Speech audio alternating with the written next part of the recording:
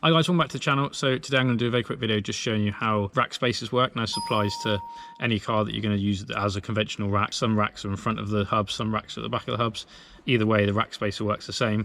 I'm just going to show you where they're fitted and roughly what sort of gain you'll get on an Mx5. If you feel this video helps in any way, please hit that like button and subscribe, and it does help a lot. Right, so here we are. We're over at my front subframe that's got a rack still attached. If we measure from the wheel to the bottom of the lower arm, roughly square. So if you look there, that's about 35 mil. If I take off this inner rack end, anyone with a Mark II Mx5, the rack ends are 30 mil. So you need a 30 mil spanner to undo. For the minute, I just thought I'd explain how they work, the actual theory of a rack spacer.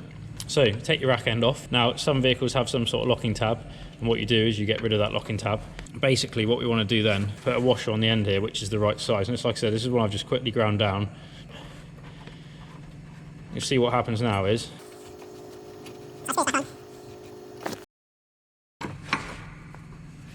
essentially what I've done, I've moved where the rack stops out by 3 mil, which then means it can travel further in. So now, when I turn the wheel all the way to the right, so you look at that, it travels a bit further before it hits there.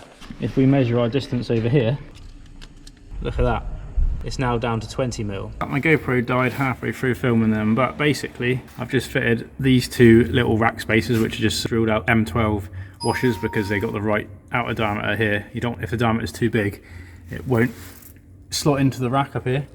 So if I show you up here on this side, so before it would have gone as far as the end of the rack and stopped, so it would have gone to about there, but now with the washers on it will go like that.